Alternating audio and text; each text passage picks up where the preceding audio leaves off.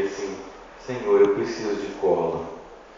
Então, é isso que nós devemos fazer, buscar a presença maravilhosa dele a todo tempo, um momento de alegria, um momento difícil, saber que a presença de Deus é o lugar, é a casa, é o colo, o lugar de onde nós não devemos nos afastar momento algum.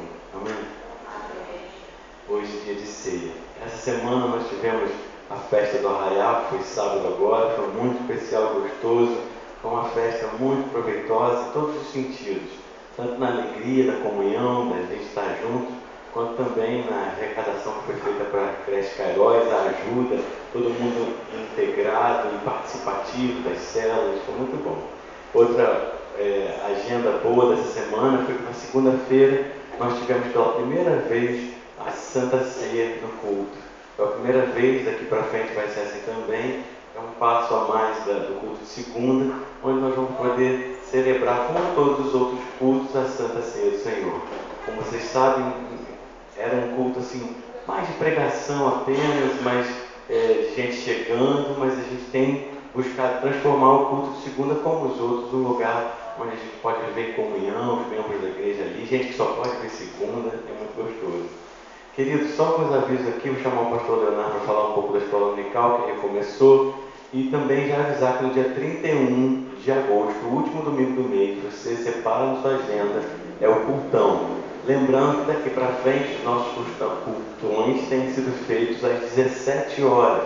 Então, no último domingo do mês, fácil de decorar, você tem um encontro marcado às 17 horas. Vai ter o culto da manhã, mais tarde e noite se unirão nesse horário de 17 horas. Mas eu sou de quinta, tem problema. Esse é um momento especial da gente trazer convidados, celebrar juntos.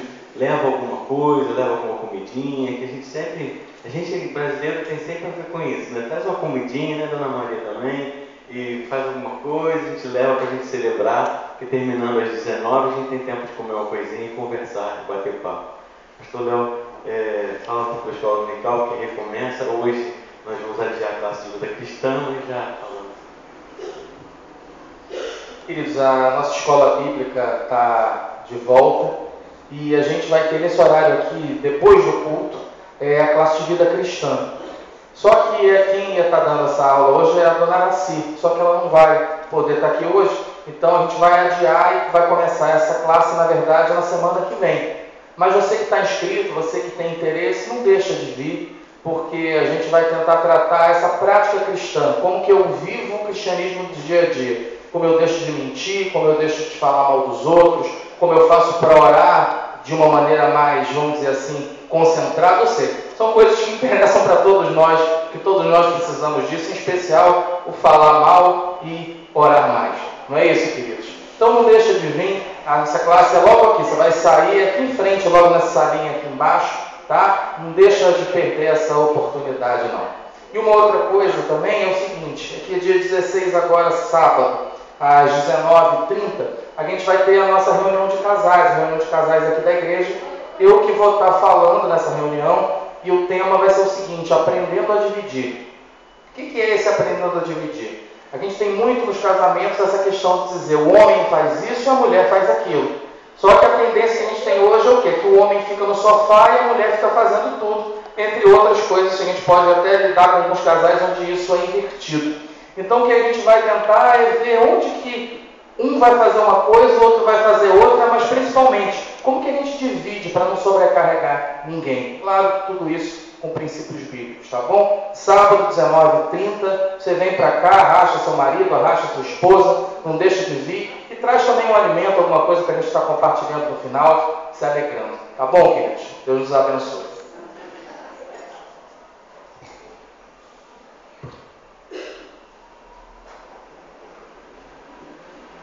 Em breve também nós vamos ter um curso de imersão bíblica que vai começar às quintas-feiras.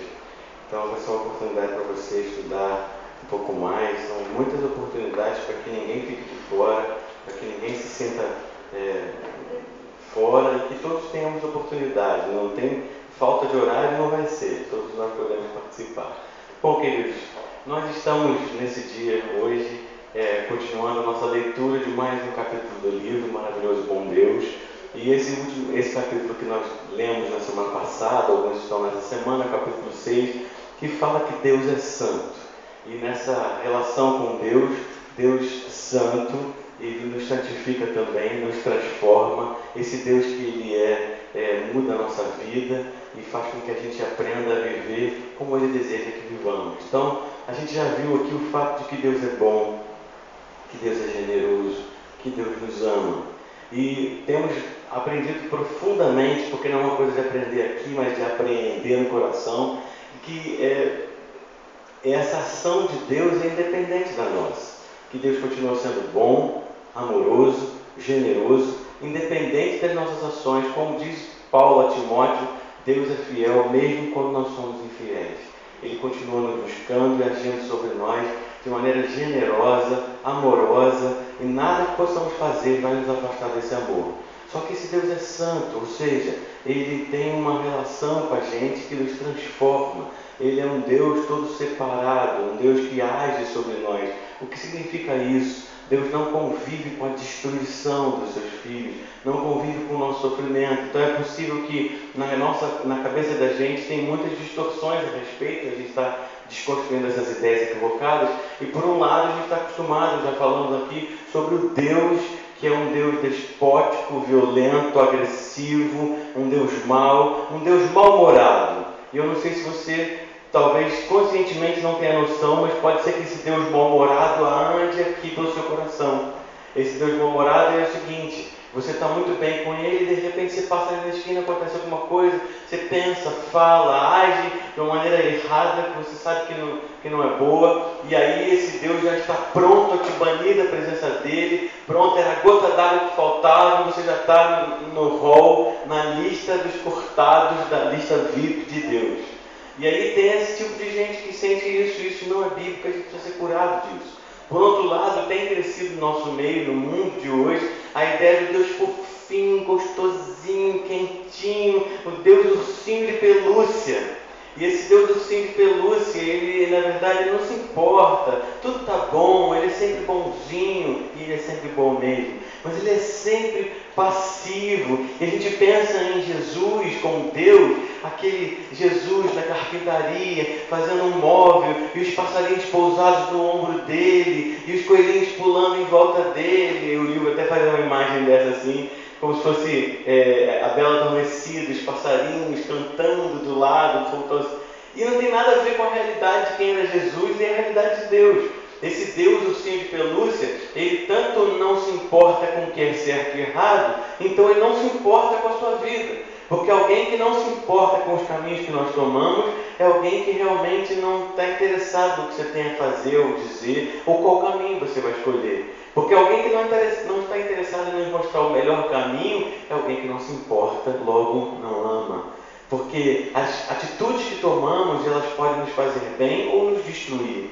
Quando andamos no caminho de nos destruir, de nos sabotar, de destruir o próximo, aquele que está perto ou até mais distante, estamos indo num caminho de colisão com a vida. E Deus não pode querer ou aprovar isso. Mas como encaixar nesse Deus que é profundamente amoroso e ao mesmo tempo esse Deus santo? Eu queria ler um texto com vocês, esse texto, Deus é santo, um texto de Colossenses capítulo 1, verso 9. Se você quiser, eu vou botar aí a nova versão internacional, para que você possa acompanhar a leitura.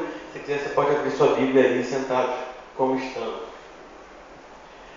O texto diz assim: por essa razão, desde o dia em que ouvimos, não deixamos de orar por vocês e de pedir que sejam cheios do pleno conhecimento da vontade de Deus, com toda a sabedoria e entendimento espiritual. E isso para que vocês vivam de maneira digna do Senhor e em tudo possam agradá-lo, frutificando em toda boa obra, crescendo no conhecimento de Deus e sendo fortalecidos com todo o poder, de acordo com a força da sua glória, para que tenham toda perseverança e paciência com alegria, dando graças ao Pai que nos tornou dignos de participar da herança dos santos no reino da luz. Difícil de entender Paulo, né? Porque Paulo ele vai construindo umas frases enormes, é um parágrafo inteiro uma frase de Paulo. Mas se você reparar, esse texto aí todo está falando sobre crescimento. vocês vivam de maneira digna, possam agradá-lo, frutificando em boa obra, crescendo no conhecimento, fortalecidos no poder, na força da glória de Deus, perseverantes, paciência, alegria, graça, ou seja, tudo crescendo e evoluindo em Deus. Pois, e para isso, isso para que vocês vivam de maneira digna do Senhor. Desculpa, eu estava lendo diante que estava passando aí para vocês, né? Então tá bom. Esse é o texto que a gente estava lendo. Bom, continuando. Pois Ele nos resgatou do domínio das trevas e nos transportou para o reino do seu Filho amado, em quem temos a redenção, a saber, o perdão dos pecados. Queria ler com vocês esse texto aí juntos, vamos? Pois Ele nos resgatou do domínio das trevas e nos transportou para o reino do seu Filho amado, em quem temos a redenção, a saber, o perdão dos pecados. Pai amado, obrigado por essa tarde bendita que você nos trouxe a esse lugar, que sentimos ser um lugar aconchegante, não pelas paredes, não pela beleza da construção, mas principalmente porque estamos reunidos em Teu nome. Toma as nossas vidas aqui, o que eu te peço, e fala conosco. Em nome de Jesus que eu oro. Amém.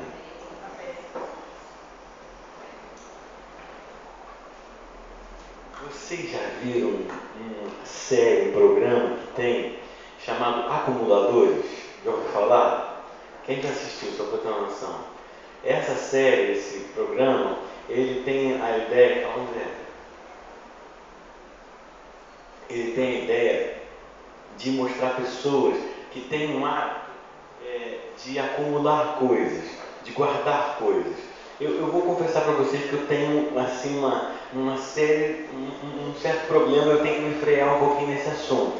Assim, sabe, meu avô era mexedor. Mexedor é o seguinte: não é carpinteiro, não é marceneiro, não é mecânico, não é eletricista, mas mexe com tudo. E eu estudei no Centro Educacional de Niterói, depois você aprende a mexer com madeira, com elétrica, com não sei o que, com hidráulica. Então, de vez em quando eu quebro alguma coisa em casa, porque eu tento consertar e aí às vezes funciona, às vezes não funciona. Então, outro dia eu fui consertar um cano lá, aí eu apertei um pouquinho demais, eu quebrei o cano dentro da parede. Aí eu tive que chamar alguém para consertar. Mas então quando eu parto lá de uma caçamba dessas grandes, que tem um monte de coisa de obra, ou coisas largadas ali, eu vou confessar uma coisa a vocês, o meu olho fica assim, olhando, talvez alguém jogou fora alguma coisa que preste. E aí, às vezes eu levo essas coisas lá para casa e fica lá um tempão, eu não faço nada, eu captando. Uma vez eu achei um monte de madeira de penderiga, aquela madeira que não existe mais, raríssima, um monte de madeira jogada, assim, bonita, levei para casa, ficou um ano lá em casa. Aí eu acabei dando para um marceneiro fazer alguma coisa útil, porque lá em casa não deu nada. Ou seja, às vezes você olha alguma coisa e fica pensando, o que pode ser útil, o que pode ser útil? O acumulador é alguém que começa a ceder essas pressões de tal maneira que começa a guardar tudo em casa, guarda tudo que usa, assim que já usou. Então ele guarda embalagem, copo de... Lembra? É a mamãe fica com o copo da geleia de mocotó. Então aquele copo da geleia de mocotó, todos os temporais, todas as coisas, todas as embalagens, até embalagem de água sanitária, guarda tudo, porque pode precisar alguma hora daquilo ali. A pessoa se sente preenchida, confortada, ela acha que ela pode sentir falta de alguma coisa e vai sentir um remorso enorme de ter jogado aquilo ali. E ela pensa que aquelas coisas ali podem funcionar de alguma maneira. Tem alguém ficando assim constrangido, pensa assim, isso parece um pouco comigo. Eu sou um pouco assim também, mas eu sou mais com papel. Eu já passei por muitos lugares diferentes, cursos diferentes, todo mundo, né? Mas em vários congressos, já fui mais de, 500 congressos nessa vida. E aí, eu guardava o crachá do primeiro congresso que eu toquei, não sei quando. Aí eu fui guardando todos, eu tinha uma coleção de crachá. Aí o Raíssa falou assim, meu amor, por favor, não jogar esse negócio fora. E eu olhava e já, mas esse aqui tem a harmonia da música do José, quando ele compôs, o José compôs naquele dia, não posso jogar isso fora, guarda no coração, ela falava. Ela fala até hoje. Aí eu comecei a fazer o seguinte, faz o seguinte, abre essa gaveta aí, olha tudo que você acha interessante, que você acha que quer você jogar fora, que não presta, e joga fora você. Porque se eu for olhar, eu fico 2 horas olhando, que legal isso aqui, um dia eu posso ler, ainda na faculdade de musicoterapia, capinha, troço que eu nunca mais usei, está lá guardado na gaveta. Na casa da minha mãe ainda deve ter coisa. Mas tem gente que isso vai chegando ao extremo, não guarda só papel, começa a guardar muita coisa. E aí vai guardando. Quando você vê, não cabe mais lugar para viver. Não tem mais lugar para os filhos, não tem mais lugar no quarto, não tem mais lugar no armário, não tem mais lugar para nada. A vida fica um caos, porque a vida está cheia de bagulho, cheia de coisa inútil, pensando que aquele monte de coisa inútil pode ser útil um dia. E aquele monte de coisa inútil, que nunca vai ser útil para nada, toma espaço para você acessar as coisas que realmente são importantes e úteis. Então, quando você quer usar uma coisa que é algo que ainda está funcionando, você tem que procurar entre os 15 liquidificadores da cozinha qual é o único que ainda funciona. Então é nesse estado. E as pessoas começam a não conseguir entrar em casa, porque a casa virou um grande canteiro da clínica. Isso às vezes parece a nossa alma. A gente vai guardando coisas que a gente gostaria de jogar fora e não consegue, e guardando coisas que a gente acha que podem ser úteis de alguma maneira. E a vida começa a ficar cheia de entulho, cheia de coisas, cheia de assuntos, cheia de obesidade psicológica, emocional, transbordante, e a saúde vai embora. Nós temos um excesso de informação, você sabe disso, né? A gente já falou sobre isso. Você guarda na sua mente em um ano o que uma pessoa do século XIX aprenderia em toda a sua vida. Tudo que nós ouvimos sobre o mundo enorme que nós vivemos, a quantidade de assuntos, guerras civis, o que está acontecendo no Egito, na Síria, Israel, no Líbano, isso é um monte de assuntos que a gente vai sendo bombardeado diariamente, é assunto demais. A mente vai ficando viciada nisso tudo e sobrecarregada com isso tudo. Outra questão, quanto mais o tempo foi passando, mais profecias tecnológicas existiam de que hoje nós trabalharíamos todos os seres humanos em meio expediente. Que não ia precisar trabalhar mais que isso, porque o mundo ia ser tão ágil, fácil de viver, que as pessoas não iam precisar trabalhar tanto para sobreviver. E que nós teríamos mais tempo para a vida. O celular chegou para isso. O celular te deu mais tempo? O celular é uma doença na mão de muitas de nós. Porque as pessoas deitam respondendo no Facebook, acordam respondendo, ouvindo o WhatsApp, e aí você tem 5 jeitos de entrar em contato com você. E se você sai, é mais fácil sair sem roupa de casa do que sair sem celular. Não é? Você sente assim, está faltando alguma coisa, está faltando paz no meu coração. Não, a bateria do celular que acabou. Ou seja, nossa vida não está santa. Talvez você nunca tenha pensado a santidade nesse campo e dessa maneira, mas é isso que significa santidade. Eu não vou entrar nos detalhes, mas a Bíblia diz que desviar-se de Deus, do pecado, essa palavra significa desviar-se do propósito para o qual Deus te criou. É como um peixe fora d'água, como uma ave que não sabe voar. É alguém que está fora de um caminho. Não é uma coisa ou outra que eu faço apenas, mas na verdade uma distância, uma vida que está morta, porque não consegue andar com Deus. E aí a Bíblia diz que quando eu encontro esse Deus, aí sim eu sou transformado e perdoado por Deus. As 3 coisas que Jesus vem fazer, importantes entre outras, mas a ideia central do encontro com Jesus é que Ele veio nos reconciliar, nos trazer de volta a um relacionamento com o Pai. E nós estávamos distantes desse Deus e Jesus veio trazer você e eu para perto. Em primeiro lugar, Ele veio tirar sua culpa. Se você queria ser de um jeito e não consegue ser daquele jeito, se você queria viver de uma forma e a vida está complicada, tumultuada, Jesus veio para todos nós que reconhecemos que precisamos de perdão e nos sentimos culpados, não conseguimos agir como nós gostaríamos de agir. Jesus veio nos perdoar, tirar a culpa. Mas para que isso não continue sendo uma cíclica desastrosa e terrível, Ele vem também sobre nós transformar o nosso coração. Enquanto antes nós estávamos mortos espiritualmente, Ele veio transformar nossa índole, nossa forma de viver. Primeiro, se confessarmos os nossos pecados, Ele é fiel e justo para perdoar e nos purificar dos pecados.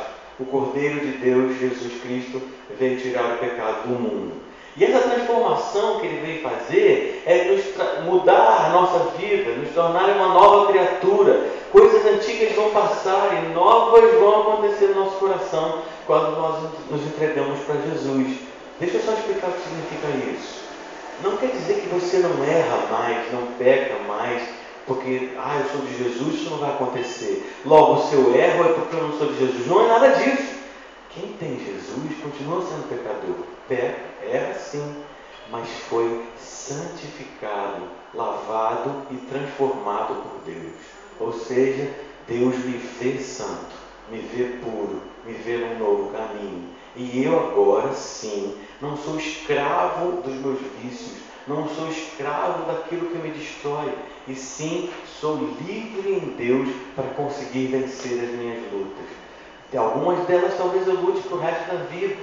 Conheço pessoas espetaculares, homens que eu admiro, homens que já morreram, que deixaram biografias impressionantes. Hoje eu estava conversando com um amigo sobre isso, das minhas leituras. Homens de Deus que viveram a vida inteira lutando com vícios da alma, com angústia, ou com depressão, enfermidades, ou com enfermidades como alcoolismo e tantas outras coisas, mas em meio às suas lutas estavam andando num caminho, estavam transformados por Deus para esse novo caminho. Então, quando Deus nos transforma, Ele tira o poder do pecado de nos escravizar. Não quer dizer que a gente não continue lutando e às vezes caindo, mas não estamos dominados sob essa pressão. Então, o que Deus faz por último nesse sentido de nos santificar, o que Jesus faz com a gente, é fundamental, porque Ele não apenas nos perdoa, eu estou lavado, sem culpa e em paz, eu sou uma nova criatura, eu sou salvo, isso não tem volta, eu sou feito de um novo material, eu não sou escravo de mais ninguém, nem de nada, eu posso viver uma nova vida a cada dia, mas também Ele me ajuda a viver essa nova vida, ou seja, Ele me ajuda a entender como eu posso viver diferente. Aí é que está, olha aqui para mim. A maioria de nós tem uma ideia absurda, equivocadíssima a respeito do que significa ser santo. Às vezes você fala, é tão discrepante, por exemplo, começando pela ideia que a gente tem cultural antiga. A gente fala assim, vamos ler o Evangelho segundo São Mateus, no capítulo, não é bonito? Então, o Evangelho segundo São Mateus, a gente fala assim, São Pedro, é o cara que guarda a chave do céu, né? São Mateus, São João, São Lucas, e aí são grandes sãos que foram na história pessoas o quê? Esperamos sim, pessoas sãs. O que é uma pessoa sã? Uma pessoa curada. O que é um santo? Uma pessoa separada. A palavra santo significa no Antigo Testamento cortado, dividido para outro lugar. Mas no Novo Testamento, quando a palavra santo aparece, parece alguém que é separado para alguma coisa.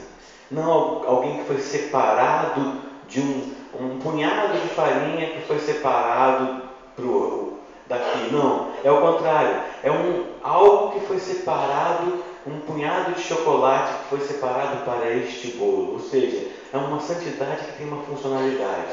Deixa eu explicar melhor o que significa isso. Aqui na Bíblia a gente encontra santo não é algo específico, periférico que eu faço, mas uma mudança no meu caráter. E naquela época, os homens eram chamados, os cristãos, homens e mulheres, aqueles que são santificados em Cristo Jesus, chamados para ser santos. Não é apenas um comportamento, mas uma mudança. Não é apenas um título, mas uma forma de viver. Eu estou passando rápido porque não dá tempo de a gente ver tudo isso hoje. Então, santidade significa a capacidade de fazer o que precisa ser feito, quando precisa ser feito. Significa ser responsável, isto é, capaz de responder corretamente às exigências da vida. A palavra virtude é uma palavra que aparece nesse sentido, de que eu preciso aprender a funcionar bem. Deixa eu fazer uma metáfora aqui para você poder entender. De vez em quando largam, eu gosto muito desse exemplo, largam um carro por aqui, em algum lugar, já viu? Um carro largado, abandonado, pneu vazio, sujo, imundo, 3 meses parado ali, e aí fica aquele negócio guardado, até que alguém vem e reboca. O que acontece? Como é que eu pego um carro desse e limpo o carro e faço toda uma geral nele, vou polir o carro, trocar os faróis, troco o pneu, encho, boto uma roda nova, fica aquele carro bonitão, lindão. Eu vou, dou de presente pro Bruno. Aí pego, Bruno, toma aqui para você o seu carro aqui novo, está aí fora, você pode pegar. E vai falar assim para mim, como assim? Eu estou dando para você um carro novo, pode pegar. Aí ele falou, poxa, obrigado, vou dar uma volta, vou passar lá no Bendito agora, vou dar uma rodeca nesse meu carro novo. Eu falei assim, não, cara, só tem um problema. Esse carro está muito bonito, mas ele não tem motor. Aí eu falei assim, pô, obrigado por esse presente, muito legal, obrigado por esse presente. Vai ser muito útil um carro sem motor parado aqui na carroceria. Ou seja, ele é muito bonito, ele está por fora lindo, mas ele não tem funcionalidade alguma, uma dor de cabeça. Às vezes, a nossa religião, a nossa relação com Deus é assim, como um carro que está muito bonitinho por fora, mas por dentro está parado, não tem utilidade alguma, não se parece nem um pouquinho com um carro, porque se o carro não anda, para que ele serve? Né? Então eu pergunto, se um cristão se arruma bonitinho, bota a Bíblia debaixo do braço e vem para um culto, será que isso significa que ele seja um filho de Deus, um santo, uma santa mulher de Deus, separado por Deus para se parecer com Ele? Não é isso. O Deus Santo quer que sejamos santos e nos ensina esse caminho. Como assim?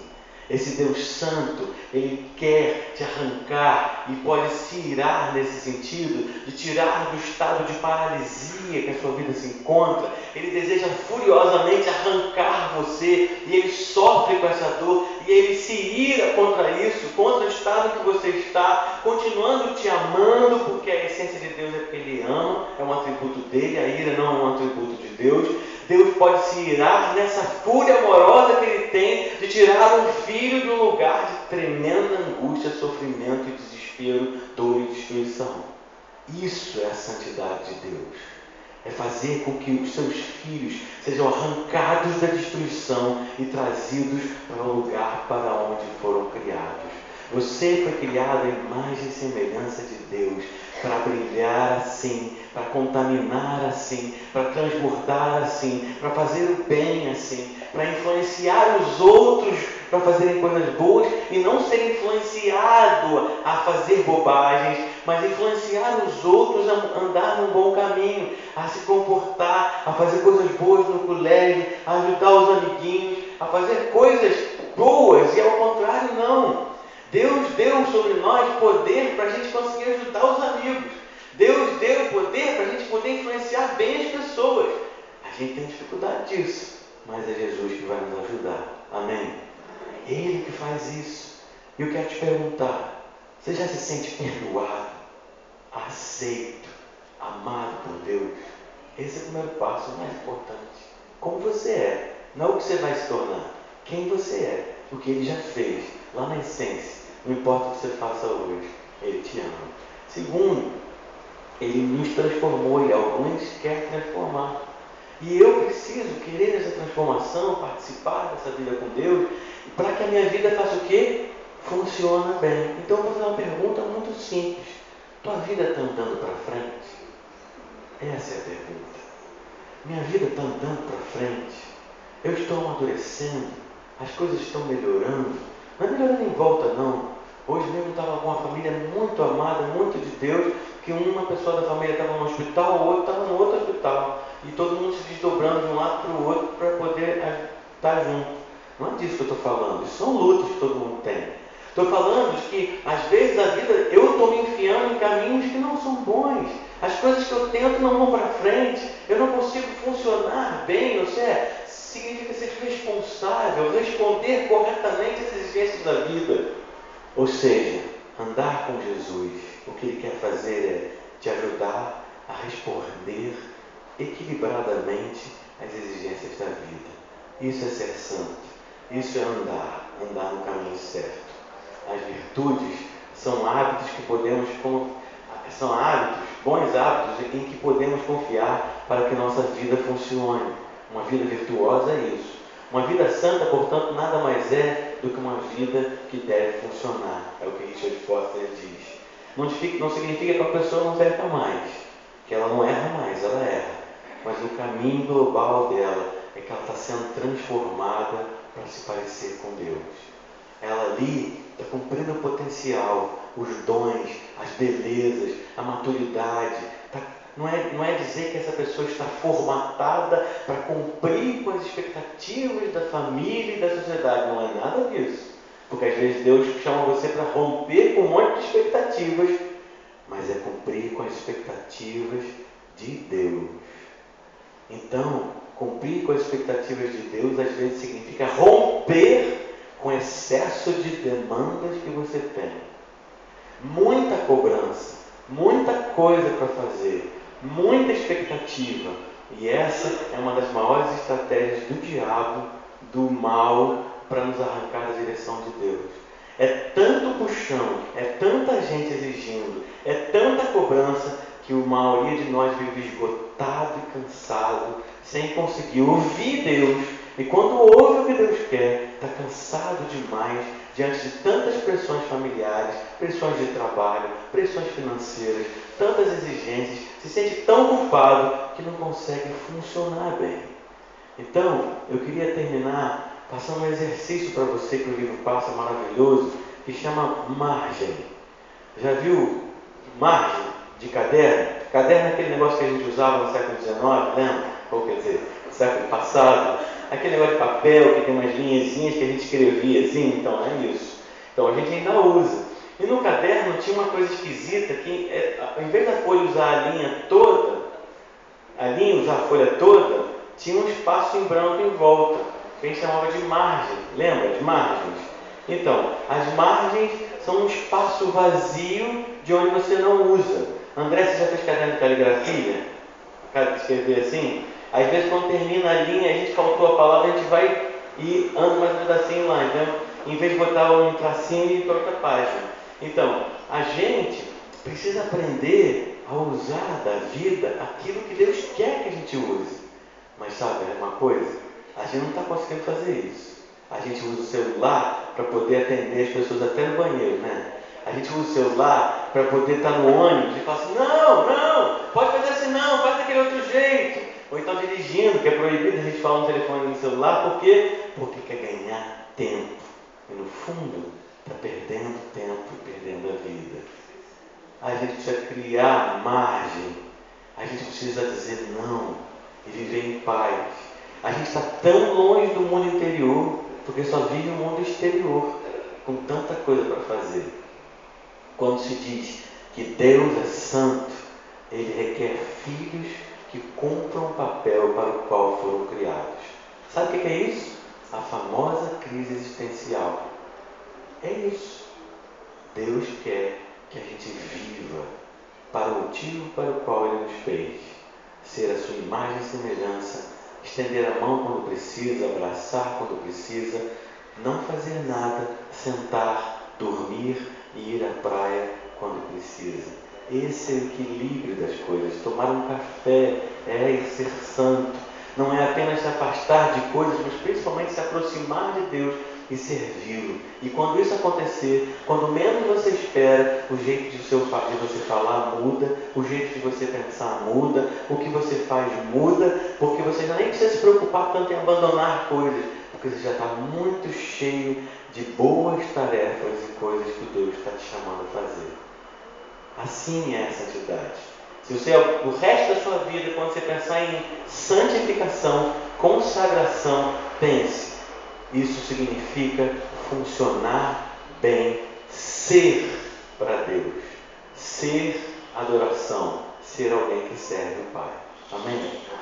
Feche os seus olhos, nós vamos participar da ceia agora, mas eu quero que você faça um tempo de oração e se preparando para a ceia.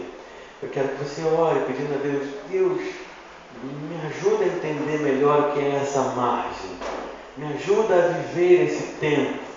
E comece a fazer uma agenda essa semana para excluir alguns detalhes. Excluir demandas que te cobram, que você sabe que não é Deus te pedindo, mas é gente pendurada em você. Você vai pedir a Deus a sabedoria de cortar isso. Cortar algumas coisas da agenda que estão te sobrecarregando. Muitas coisas que estão pesando. Informações demais.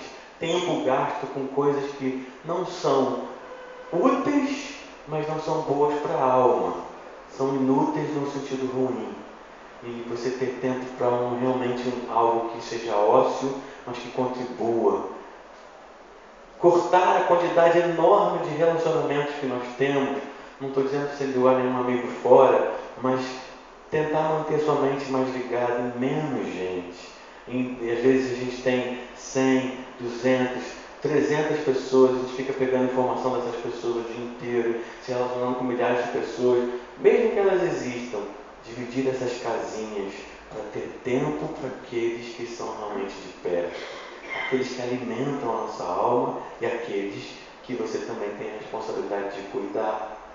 Isso é fazer margem, isso é ser santo, isso é santidade, é fazer aquilo que Jesus faria, é cuidar de quem Deus quer que você cuide.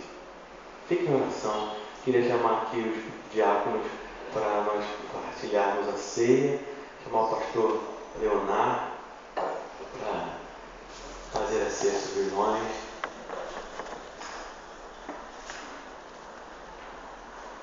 Enquanto isso, o que a palavra nos diz é: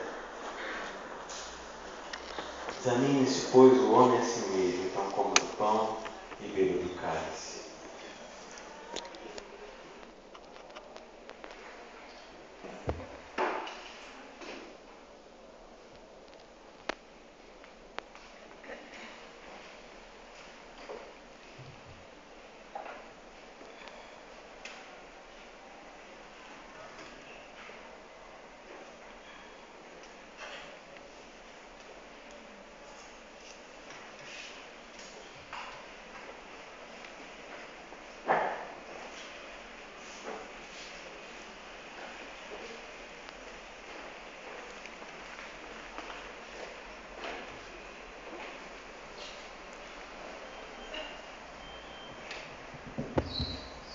Senhor, nós oramos e pedimos a Tua presença nesse local. Aliás, o Senhor já está aqui. Então abençoa esses elementos e que eles possam trazer renovo, recomeço, transformação a cada um de nós. Nos ajuda nisso, Pai. É o que clamamos em nome de Jesus. Amém.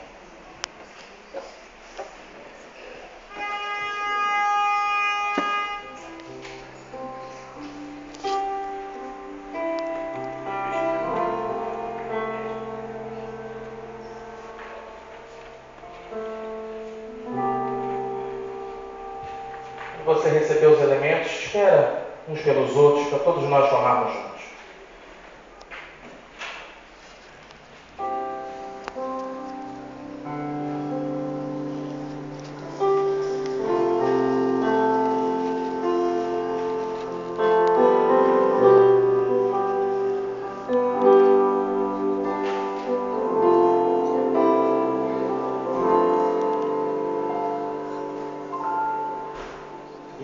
Cristo levou sobre si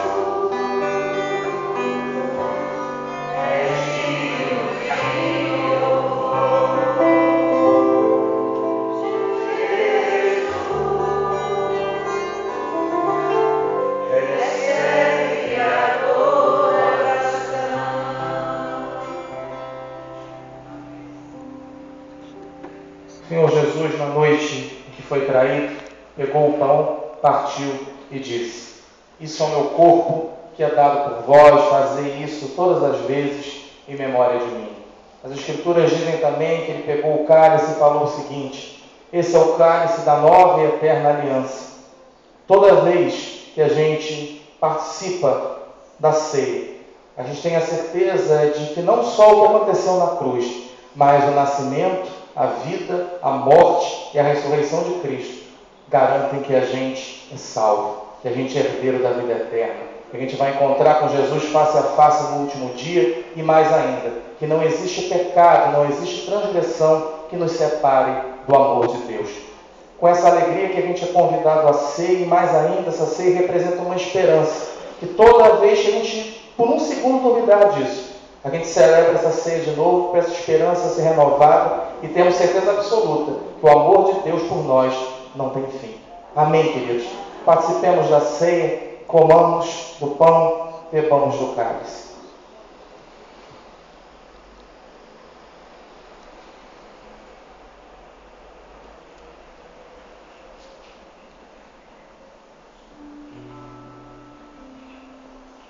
Senhor, agradecemos porque o Senhor é o nosso Deus. E antes do Senhor criar todas as coisas, o Senhor já tinha determinado a nossa salvação, a nossa vida eterna, tinha determinado nos amar, única e exclusivamente porque o Senhor é bom, o Senhor é maravilhoso. E o Senhor nos enxerga como filhos amados, nos enxerga como irmãos do teu Filho Jesus. Muito obrigado por isso, Pai. Obrigado porque o seu Filho sofreu no nosso lugar, recebeu aquilo que nós merecíamos, para a gente poder entrar no céu e estar contigo para sempre. Muito obrigado porque esse amor não tem fim, muito obrigado porque essa misericórdia se renova a cada manhã, e muito obrigado porque a partir daí nós temos paz contigo. Coloque essa certeza no nosso coração, leve embora todo medo, toda dúvida, toda incerteza, porque nós somos filhos amados por ti. Faz assim no nosso coração, Pai. Obrigado por esse momento de ceia. É o que te agradecemos, com perdão dos nossos pecados. Amém.